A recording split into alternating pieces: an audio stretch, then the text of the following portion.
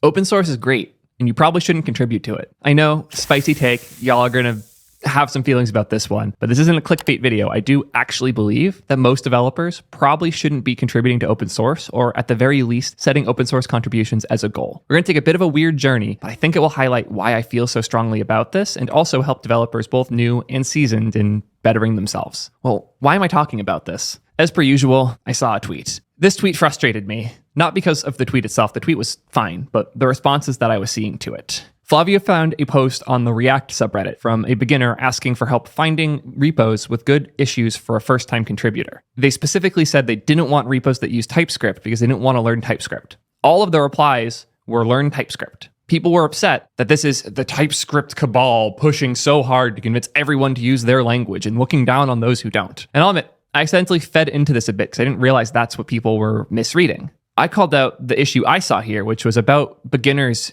desperately trying to sneak in open source contributions. But since I used the word TypeScript here, specifically I said if they still see TypeScript as a hurdle, there'll be a massive burden to whatever project they contribute to. That's a fact. I'm not going to debate that. Let me know in the comments that I'm wrong, because that's not what this is actually about. And I think if I show you the real Reddit post, you'll understand just what I mean here. Here's the original post everyone is replying to. Trying to find some good project without TypeScript to contribute. Can someone help me in finding a good open source project in React without TypeScript, which contains good first issues for a beginner to start, as I need to start doing open source, but can't find the suitable project. Do y'all see the problem here? As I need to start doing open source. Nobody needs to start doing open source. This is why I am so very specifically frustrated. And you can even see their replies down here. Here it is. When you do open source, your debugging skills improve and everything like networking, which can be good for referrals, attract interviewee when they see you made contribution in open source, and scope of learning is high. This sounds like either he chat GPT'd, why should I do open source? Or just read a list of the things you should do to get your first tech job. This sucks, like genuinely, because open source was never about helping somebody get started with dev. Open source is about sharing contributions to things you use so others can use them and benefit from them as well. And if you don't know which projects you should be contributing to, it's because the cart's being put before the horse here. Obviously, contributing to open source does help with getting jobs. As a hiring manager, if I can look at your GitHub and see a lot of contributions, read through the code and see that you know what you're doing, that builds a level of trust that I couldn't have otherwise gotten without having worked with you in the past. But I feel like the cart's getting put before the horse here, because the open source contributions aren't valuable because they exist. They're valuable because they show that you've run into real problems with software. Not only did you have those problems, you fixed them and have been part of the community in that way. Contributing code also isn't the only way to make a splash via GitHub. If you're showing up cutting issues that describe problems in detail, especially if you bring reproduction steps with it, that's huge. Being able to articulate problems well and show that you are in the trenches, you are out here writing code, is way more valuable than convincing some repo to accidentally merge one of your weird pull requests. And this is why I'm so frustrated, because we're holding the idea of open source contributions as this holy grail that gets you a job. But that's not how it works. If you're struggling to figure out which projects to contribute to, you shouldn't be contributing yet. The best project to contribute to is the one that you use, you have a problem with, and you've looked through the source code and think you might be able to solve it. And even then, you should be starting with an issue, not with a bunch of code that you're hoping somebody will take the time to mentor you through fixing. Open source is not a place to go for free mentorship. Open source is not a place to go to get a free job. Open source is an ecosystem of people working really hard to keep the web and all of software development alive. It is not our job to mentor you at the same time. I'm not saying you can't get good mentorship in open source and that there aren't people in open source who will do mentorship when people start contributing. I've even done this with the contributors both to Create T3 app and Upload Thing. Create T3 app has over, I think, 300 contributors now, half of which are first-time open source contributors. That's huge, but that's because they used the project, they had problems with it, or they saw issues they knew how to solve, but it started with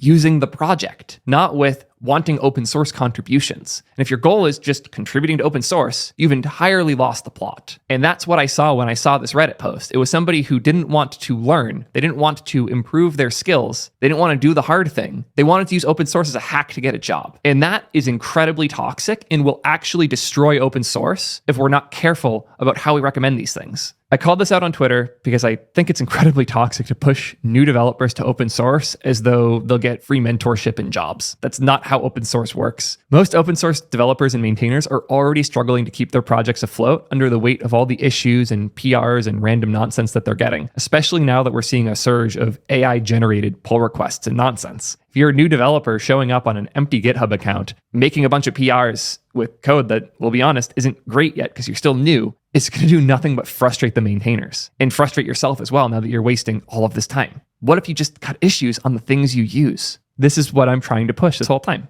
So how do we get here? Why are there so many devs that think open source contributions are this magic trick in order to get a job? Well, I think there's one event that led to a lot of these problems. An event hosted by DigitalOcean every year named Hacktoberfest. Hacktoberfest started all the way back in 2013 as a collaboration between DigitalOcean and GitHub. This was actually before GitHub was owned by Microsoft, so the Azure DigitalOcean competition wasn't really something they worried about. The inaugural Hacktoberfest was a modest affair. Participants were challenged to make at least 4 pull requests to open source repos on GitHub during the month of October. In return, they would receive a limited edition Hacktoberfest t-shirt as a token of appreciation for their contributions. The event attracted a few hundred participants in its first year. The problem with this wasn't that they encouraged open source or that they gave out free t-shirts. It's actually pretty cool. It was a small thing for open source maintainers to encourage them to contribute to more different projects and get out a decent few PRs in a given month. Cool idea. I appreciate the sentiment. I see what they were trying to do here, but it very quickly exploded and caused many more problems than it solved. In 2020, open source maintainers were getting tired of the low quality contributions that tended to come through the Hacktoberfest goals. When you set a goal as arbitrary as get 4 pull requests merged, the result isn't people being very careful and meticulous with the 4 PRs they cut. The result is people spamming repos with dozens of PRs, making single line fixes or changes, or just having their own opinions about grammar in hopes somebody will merge it so they can hit that threshold and be a member of Hacktoberfest. I really like how it's put in this article by Dominic. In reality, Hacktoberfest is a corporate-sponsored distributed denial of service attack against the open source maintainer community. So far today, on a single repository, myself and fellow maintainers have closed 11 spam pull requests.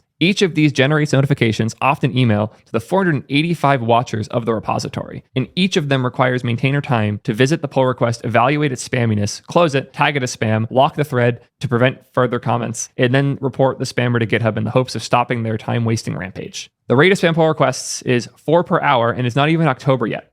Yeah. Another article, let's see it. Somebody even made a Twitter account called Shittoberfest, where they document the crap PRs people are filing during Hacktoberfest. It's hilarious just how bad things were. In the title, please accept my pull request. I will get a free t-shirt. Please request. God. This was so bad. It was so bad. I don't think we appreciate just how bad this got. And to me, it highlights the size of this problem. When you have a bunch of people who don't understand open source and you tell them that it's this magic thing that gets them something, be it a t-shirt or a job, you end up with nonsense. To be very, very clear, I'm not saying you shouldn't contribute to open source if you have a problem with something that happens to be open source, or you see an opportunity in a project you're familiar with to make a meaningful contribution. I think you should start with issues. But in order to start with an issue, you have to use the thing enough to have an issue with it. In order to use the thing to have issues, you should be building stuff. And this is where my constant rant comes back. The best way to get better at coding is to code more, build stuff. Solve problems that you understand. Let's say you're really into Minecraft. Maybe make a web app to keep track of the different things you're mining or how close you are to specific goals. Or you're really into sports. Make a website for tracking your favorite sports team's scores at different events. There's a lot of things you can do that might not be perfect, but solve a problem you understand well enough to know if your solution's working or not.